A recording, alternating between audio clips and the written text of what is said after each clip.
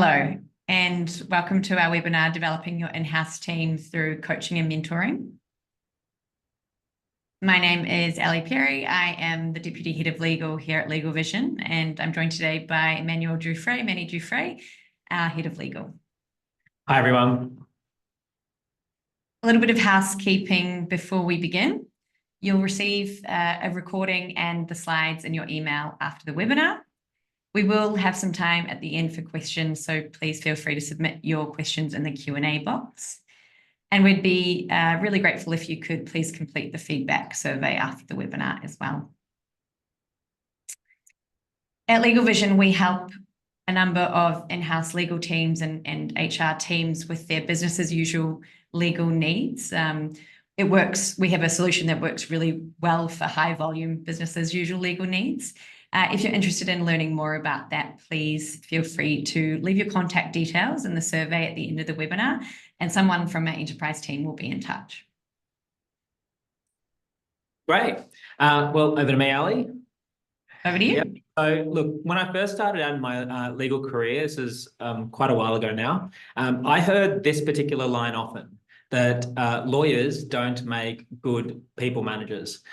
Some people blamed our type A personality or the fact that they don't teach you management skills or indeed people skills at law school. Now, of course, I know, and I'm sure all of you know, that this is complete nonsense. Over the past 17 years, I've worked with some really fantastic people managers who also just happen to be lawyers as well. Many of them I work with here at LegalVision, but a lot of them I worked with either in-house or at traditional law firms. Now that I'm head of legal and Ali is, deputy head of legal, we're responsible for coaching, mentoring, training many of our people leaders. So practice group leaders, practice leaders, very senior professionals. And I often think about my previous managers and ask the question, what was it that made them so effective? Now, of course, there are many characteristics that make up a great manager or a great leader, but I reckon the best and most effective have the following attributes. Number one, that they were career building, so they were really invested in building the careers of their direct reports. They took the time and effort into building a relationship of confidence and also a relationship of trust. They were exceptional at showing appreciation for their direct reports, but also recognizing and rewarding really great, great work. Sorry, I'm responsible for the clickers, so apologies if it's not as smooth as if it were Ali doing it. Really importantly, their communication styles were candid, open and honest, and we'll talk a little bit more about candor, in this presentation. Really important, they were always available. They were responsive and really reliable. They demonstrated that they genuinely cared about their direct reports and were often providing a really supportive and safe environment. So coming back to that concept of psychological safety, which I know that a lot of you will have heard about. They were motivating and inspiring. Basically, they inspired their direct reports to do better and to accelerate their careers. And really importantly, they were effective at helping their direct reports set goals, both short, medium, and longer term, and also to think a bigger picture about their career aspirations. So in a nutshell, and this, of course, is only our opinions, the best people managers weren't just good humans, put simply, but they also deployed what we know now as really effective coaching and mentoring techniques. Now, of course, my managers never called it coaching or mentoring, but that was exactly what they were doing. So what is coaching and mentoring? Now, these concepts are often conflated, but they really are distinct, and they should be kept separate to the concept of providing feedback. Coaching typically involves a fairly structured process, which is focused around improving specific skills or achieving particular goals. It's often in the form of one-on-one coaching sessions, and they should really be tailored to the individual needs and the levels of your direct report. Mentorship, on the other hand, tends to involve a more long-term relationship. It's a relationship-based approach aimed at providing guidance, support, wisdom, usually based on the mentor's experience or their expertise.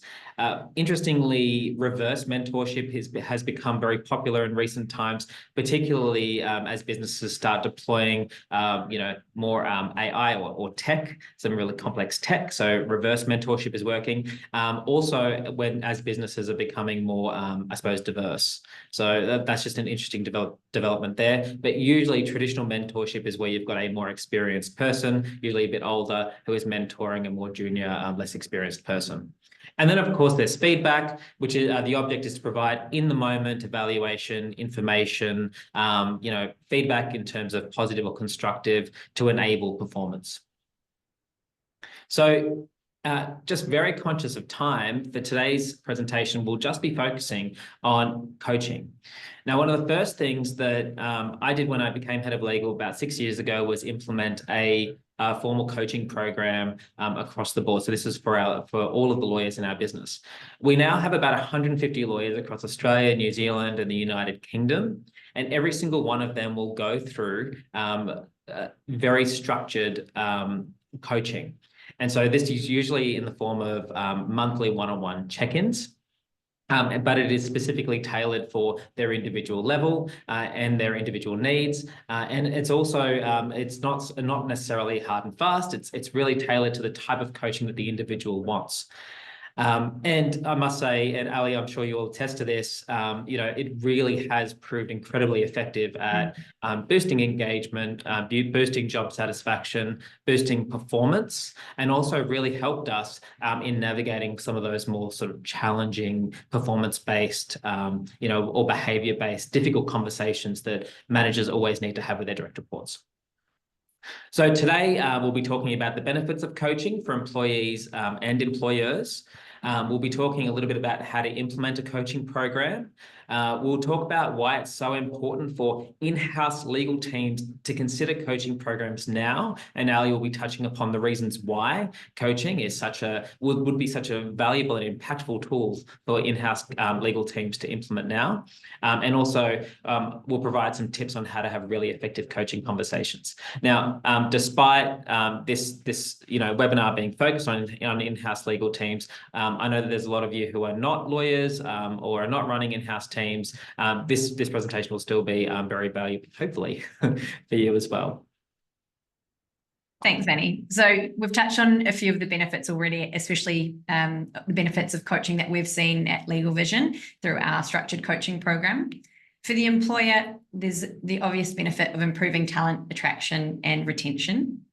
So a study by the Association of Talent Development found that businesses that offer coaching and mentoring programs have a 57% increase in employee engagement and retention, which is really impactful. It obviously increases productivity and output, so then you have more time as a manager. It's good for workplace culture. It allows you to develop deeper employee relations, and it makes it easier to identify issues early and have those difficult conversations before they become too big an issue. From an employee perspective, coaching is really beneficial because it allows for increased satisfaction and job engagement. It also improves your performance as well as an employee's impact that they have on the business. It's good for career progression, allows for greater autonomy and responsibility, as well as flexibility and adaptability to change. And of course, it helps to increase your employees' confidence as well. It's never been a more important time for legal leaders to invest in coaching. We have this rapidly changing legal landscape with a huge onset of AI and technology that's changing the skill set required for a modern lawyer. There's also this ongoing pressure to do more with less, so an increased emphasis on performance and productivity while minimizing costs. The 2024 survey by the Association of Corporate Counsel of Chief Legal Officers found that 42% of chief legal officers received cost-cutting mandates from their organizations over the past year. And when you look at that against what the average cost is of replacing an employee being anywhere between 50% to 200% of their salary, you can see why there is still this really strong emphasis on retaining good talent. It's also important for promoting the well-being and resilience in an industry that is struggling with employee engagement and satisfaction, as well as isolation and burnout. So all of this to say is that if you can get it right, coaching can increase productivity, retention, and growth. So it's a really excellent tool. Now, coaching programs will not always look the same, but here are some steps that you can take to implement an effective coaching program in your organization. Firstly, you need to understand the importance of coaching. We've got a tick there because you're here, so you obviously understand that there is an importance to it. Hopefully. Secondly, you need to communicate the importance of coaching to your team. If you can do this, you can get the buy-in from your employees, because without getting effective buy-in from your employees, your coaching program won't be impactful. Step 3, assess your team's needs and define what you aim to achieve through the program. Like I said, not all programs will be the same, nor will they have the same purpose. It may be that you're trying to develop a program to enhance the skill set of your team, or to allow for your team to develop leadership expertise or general performance improvement. Next, develop a coaching framework. So this should have a structure, frequency, and duration. For example, what's the format of your coaching going to be? Is it one-on-one coaching with their direct report?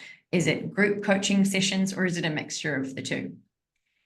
Frequency, ideally, coaching sessions should take place, no more than monthly, no less than monthly, but you can also do it more frequently than that if you would like. Set clear objectives and expectations. So what do you expect from your coachees entering into the coaching sessions, but also what are the expectations on you as the coach? Be prepared before you go into those coaching sessions so you can actually get the most value out of them. It's important to create a really supportive environment, and we touch on, how you can do this a little bit later on. But you need to have an environment where your employees know that what they say is confidential, it will be respected, and they have a safe space to communicate. And then once you've done all that, you can implement the program, monitor it, and then evaluate it and adapt it as you go. Sometimes it's useful to start with a bit of a pilot program, get feedback from your employees so you have a really good feedback loop, and then make any necessary changes that are required in order to improve the program. Cool. Thanks, Ali. So next, we're going to go through some of the tips in terms of having really effective coaching conversations. We're going to go through each of these 6 tips in a little bit more detail. And thank you for those people who submitted a couple of questions through beforehand. We've actually added an additional 2 tips to address your queries. But tip number 1. You must demonstrate to your coachee or your direct report that you care personally in order to challenge them directly. Now, of course, I'm not saying by using the word challenge, I'm not saying here that you should be difficult. Or that your coaching sessions could be confrontational. But the idea behind a really effective coaching session is that you are stretching your direct reports. But in order to stretch them, in order to provide them with direct feedback, or to be, I suppose, critical about their work, or how they're going, firstly need to be able to demonstrate that you genuinely care about them. And we'll go into that in a bit more detail. It's really important for you to use active listening techniques. This is a problem that I see a lot of our lawyers have, in that they probably talk a little bit too much and don't listen enough. I probably fall into that trap as well. But use active listening techniques, and also skillful open-ended questions. I don't know who wrote this, but I remember reading it many years ago, that coaching is simply the use of really skillful coaching techniques in order to get the best out of your people. So we'll actually touch a little bit about the types of questions you could be asking further on. Really important for you to get to know the career goals of your coachee, and also be prepared to have those sort of bigger picture, blue sky coaching conversations. So get a really clear understanding of what their short, medium, and long-term goals are, but also what their 5-year plan is. And they might not know that, but coaching sessions can be a really great forum for them to be able to think about that, giving them the space, a safe space to be able to actually think about it. Encourage your direct reports to take ownership and self-solve. This is really important. Coaching conversations, and I see this often, particularly with lawyers, particularly because we are always in firefighting or, solutions mode or like problem-solving mode. Coaching conversations is not an opportunity or it's not a environment for you simply to solve problems. It's really about, okay, well, providing the space, providing the tools, and providing the guidance for your direct reports to be able to self-solve their own issues. And we'll talk a little bit more about that. Encourage your coachee to have a growth mindset as opposed to a fixed mindset. And finally, find the right balance between being supportive and challenging. So this is really important. So in terms of tip number 1, showing that you care personally in order for you to challenge directly. So you can see here that there is this lovely graph. This is compliments of Kim Scott, who wrote a fantastic book called Radical Candor. We've got about 25 practice group leaders and practice leaders across, our various, jurisdictions, and every single one of them is told before they can go off and mentor or coach one of our direct reports, they need to go out and read this book, or they can listen to it on audiobook. I know Ali listens to it on 1.5 speed. So look, one of the key takeaways of the book is that in order for you to be able to challenge directly or have challenging, difficult conversations with your direct report, you must first have demonstrated that you care about them personally.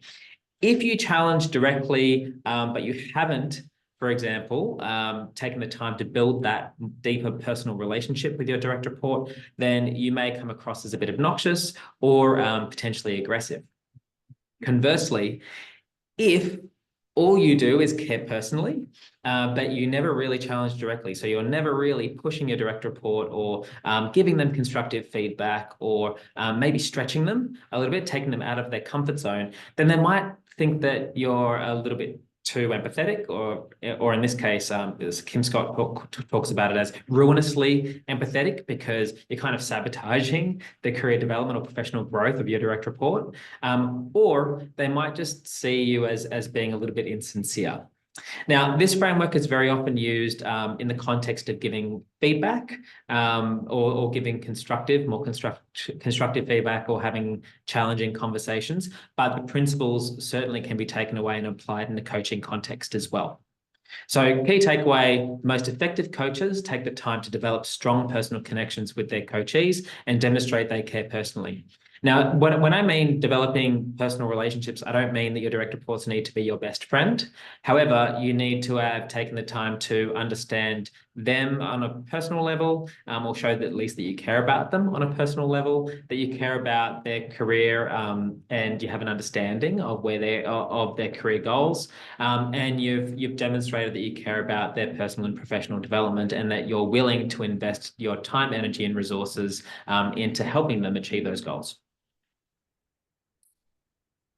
So Manny's mentioned this concept of skillful questioning, and this is a bit of a framework of open-ended, skillful questions that you can use in a coaching session. It's a bit of a sample structure. It's certainly not how every coaching conversation or session should go. And it may be that, you could be focusing on one of these areas at a time. But what's important about skillful questioning is that you are asking open-ended questions, and you're not asking questions that are leading your employee, your direct report, into answering a certain way. It's also really important to allow your direct report the time and the space to respond to the open-ended questions. So not being afraid of silence. Often direct reports can think that they know what you want them to say or what you want to hear, and they'll try to answer some of these questions in that way. It's important that you give them the space and you ask these really open-ended questions to allow them to actually say what they genuinely want and think. And yeah, not being afraid of silence can often allow that to happen. Sorry. This is me anyway, isn't it? Look, it always surprises me how many lawyers go about their careers without really questioning what they want to be when they grow up. And I was probably in that bucket as well for the first few years of my career. But you know, similarly, many lawyers go about their professional lives without giving much thought about their short, medium, and long-term goals. At LV, it's really important for us to drill down into, okay, what are your personal professional goals, and also what do you want your career to look like in the longer term? So really effective coaches will use coaching sessions as a goal-setting exercise. Importantly, this isn't the sort of thing that you would want to necessarily talk about every month because, you know, maybe the goals aren't necessarily going to change, but it is something that we encourage our coaches to discuss with their coachees at least once every 6 months. And it's usually around sort of performance review 180 time. So coaches can be really effective in ensuring that goals are written down.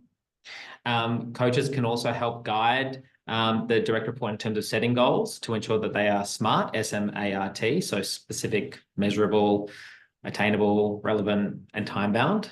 And also, coaches can also help hold direct reports or coachees to account for achieving those goals. Here you've got some questions, some open-ended questions, which you might ask to be able to get the ball rolling on helping your direct report set some goals.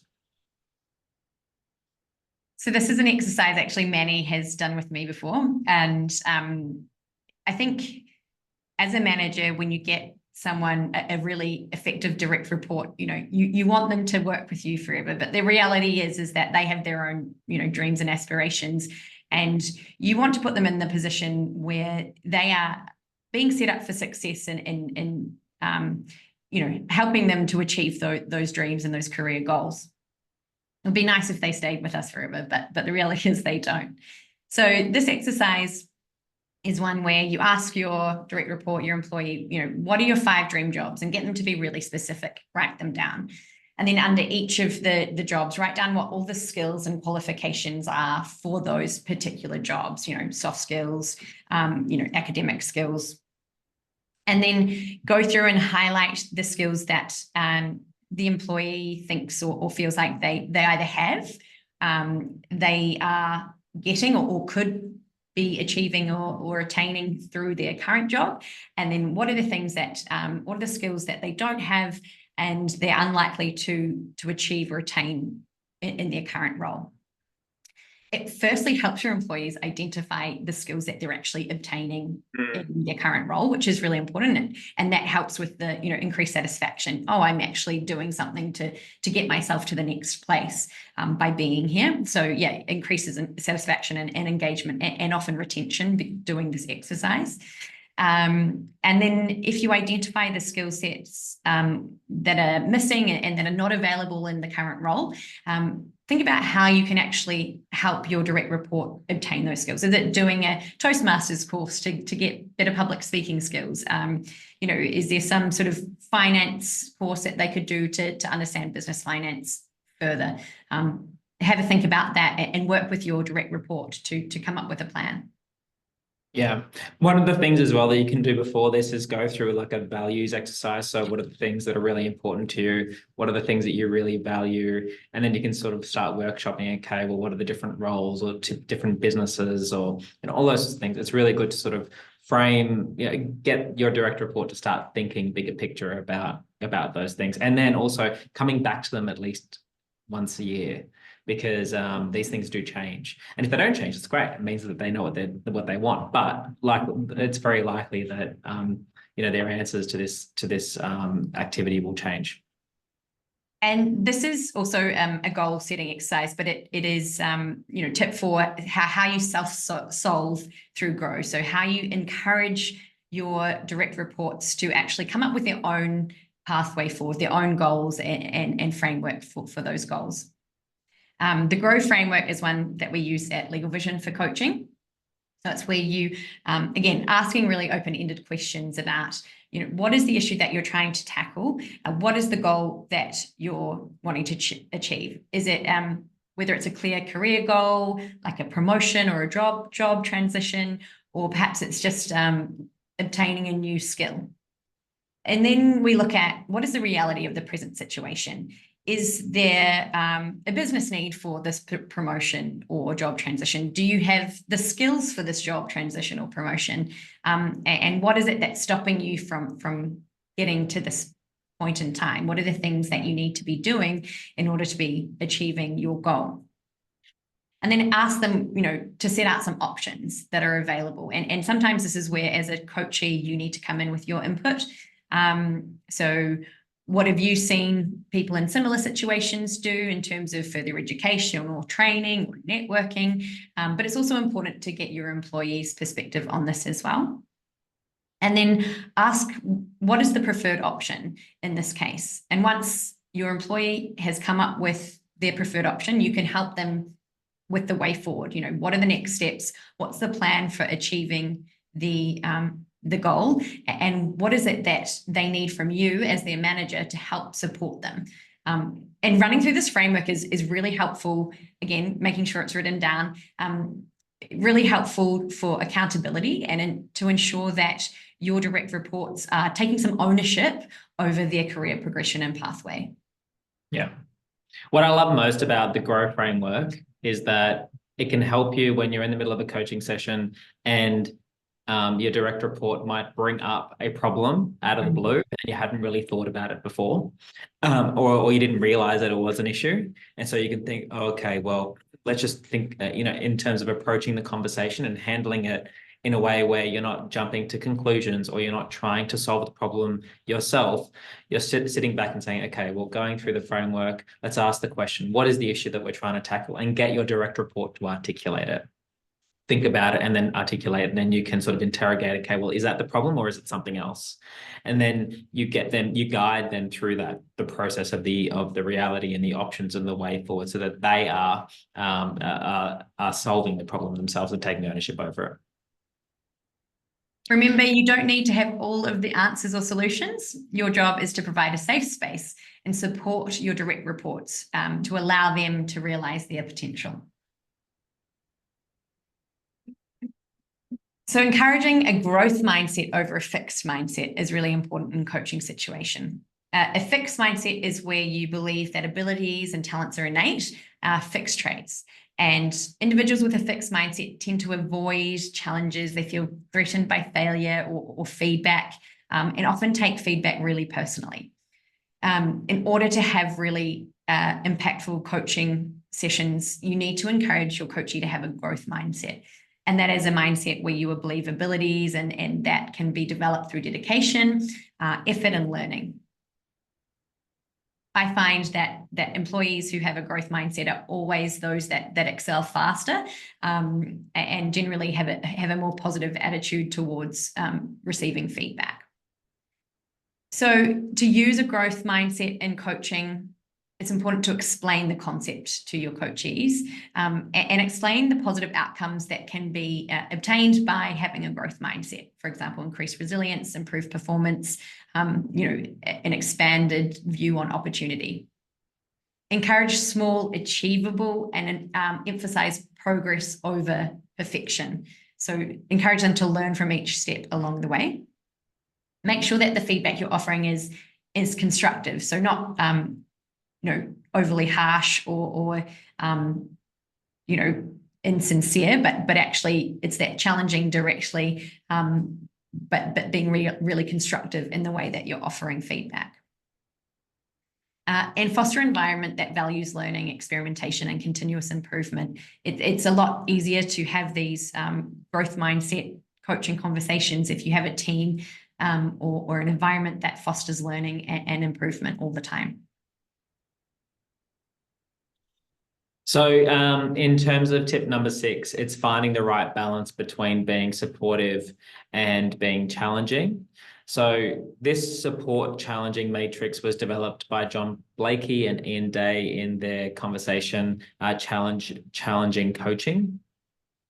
And you can see here that Well, in summary, the key takeaway is that as leaders, we best provide for our teams and our people. As coaches, we best provide for our coachees when we create a culture of support and high challenge.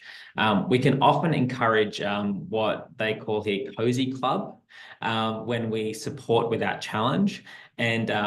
And likewise, when we challenge without support, we can create too much stress. Ultimately, both scenarios really reduce performance throughout the organization, and it also will mean that your coaching sessions aren't going to be as effective as they otherwise could be.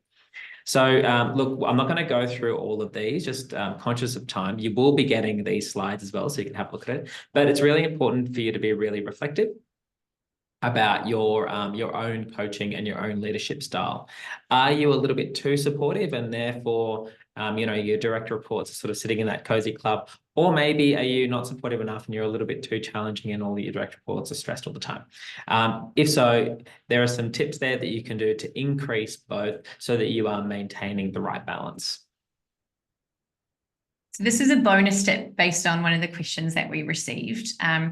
While the intention of coaching conversations is not to necessarily to be providing feedback on day-to-day work, the FIT framework, which is a really useful tool for giving feedback, is actually also a really good tool for having challenging conversations generally, which may or inevitably will come up as part of your coaching conversations.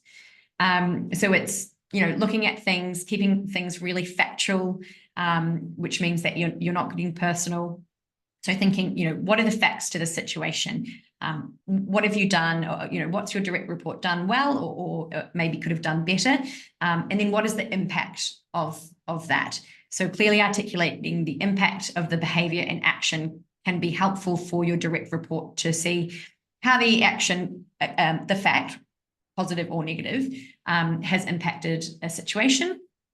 And then it allows you to, again, come up with a bit of a plan or the agreed upon next steps and changes.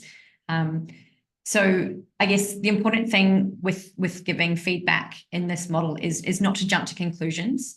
Again, it's allowing your coachee time to respond and giving them the space to respond in their own words and provide their own side of the story.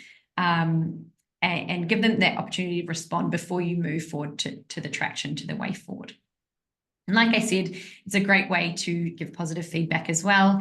For example, instead of just saying good job, you could say, you did a really great presentation in this meeting. Impact was that it was really clear that you demonstrated the value to the business. They really understood the advice and going forward, I'd like you to give some training to the rest of the team on how you prepared for this advice or this presentation.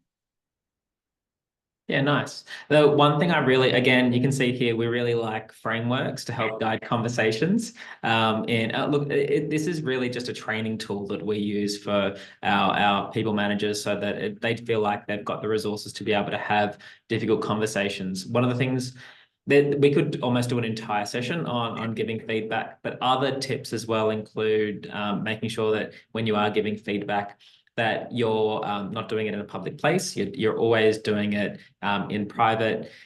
You are also collecting the facts, all of the facts, so that you're going in there well prepared and you're not jumping to conclusions or making assumptions, because there are always two sides to the story, and there might be a reason why your direct report behaved in a certain way or wasn't able to do the task, in the way that you would have liked to.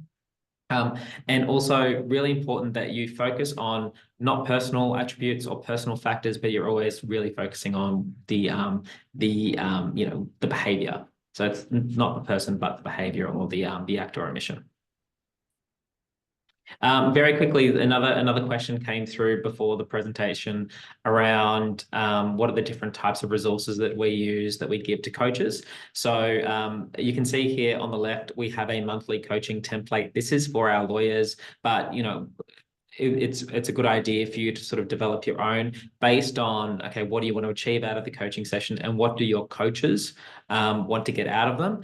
These are just guides. So our coaches will have a very different template or a different document that they use for their month-to-month coaching. But it will generally follow this structure. So there will be a well-being check-in. Every coaching conversation will start with, how are you?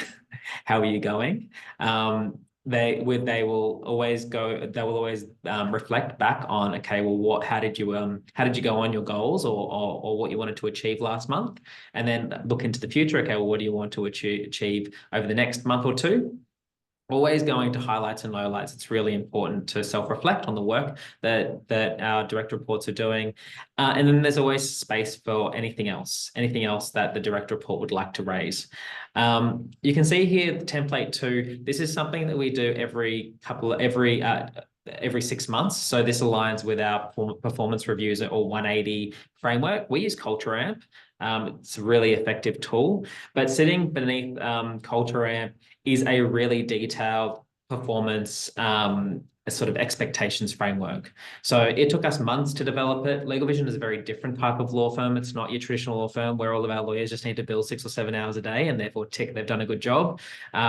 It's a little bit more, I suppose it's a little bit more difficult to come up with KPIs, but we went through that process for every lawyer across every level, and we made it really clear both objective and subjective KPIs that we wanted them to achieve. So we aligned Culture Amp with that framework. And then in coaching sessions, the coach will go through each of those KPIs, before they go through their performance review framework, just so that they can share that feedback directly with their direct reports, mainly so that there's no surprises when they go off and they complete their surveys, but also to turn it into really actionable items which they can focus on in their month-to-month coaching sessions. So there's another example of some of the templates that we use. Other templates that might be useful, pre-coaching questionnaires. So if you know, for example, that you're going to go down a coaching, a goal setting or bigger picture careers conversation with your direct report, it's probably worth submitting a few questions beforehand so they can think about it. And then also something that we often do is send out post-coaching feedback surveys. That'll be something that Ali and I send out to the junior lawyers and just ask them, how are you finding your coaching conversations or coaching sessions with your direct report? Or is there anything that you would like to see to ensure that they're improved? So we've gone through the coaching do's. Here are some coaching don'ts. I won't go through them all again, just conscious of time, but a couple of really important ones. I think don't fail to show up for your employee. So if you've got a coaching session in the diary or a catch up in the diary, avoid cancelling at last minute. It just corrodes trust. If you're both really busy, just settle for a quick casual catch up.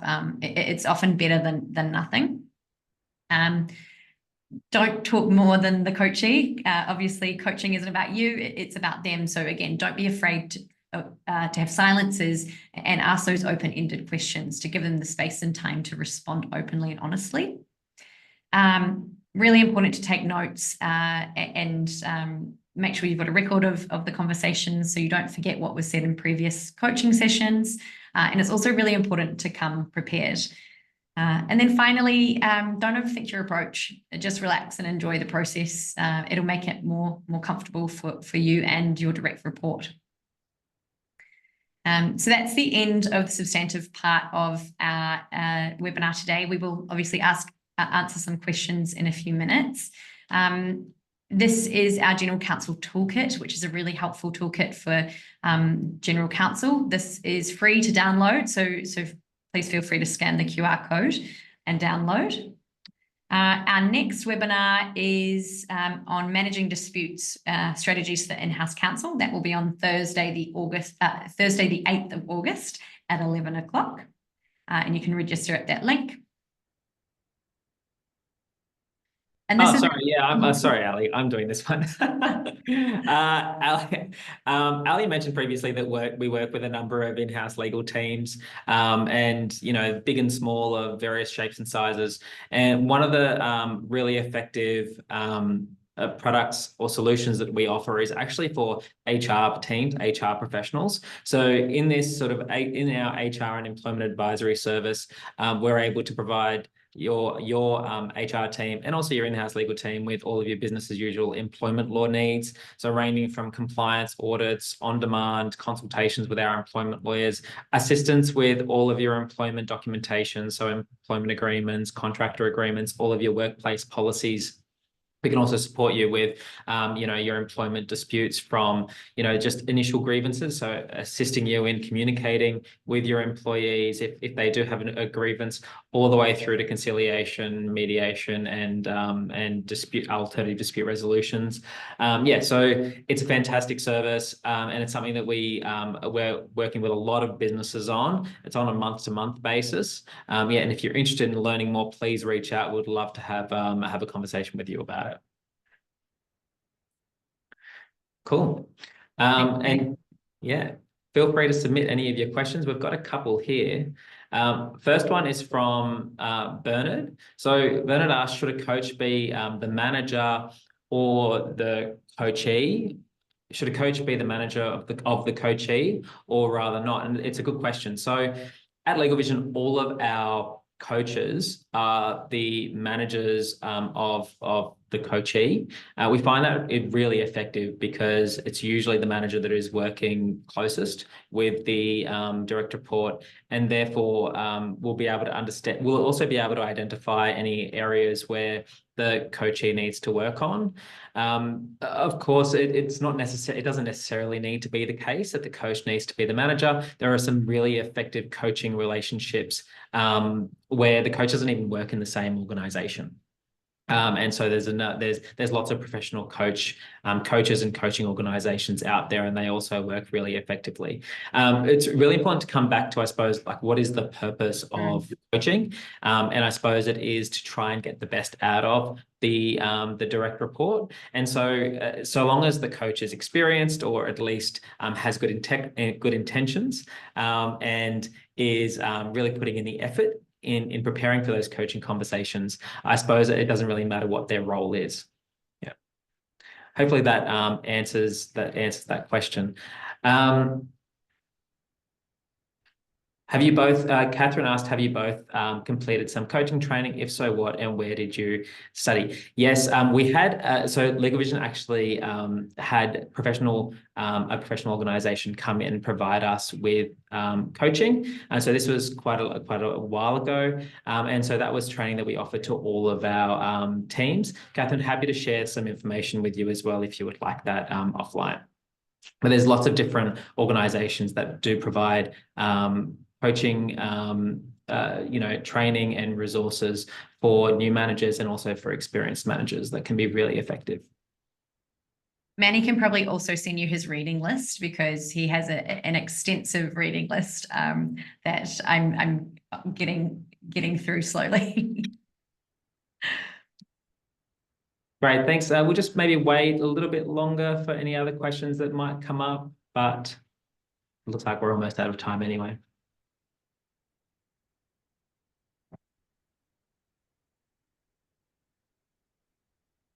You're welcome, Catherine. Well, look, this is going to be recorded again. We'll share the slides with you. And if you've got any questions on any of the topics which we covered, please feel free to send them through either to Ali or myself. It's been a pleasure chatting to you, and we'll join you next time. And also, please submit any other webinar topics that you might be interested in.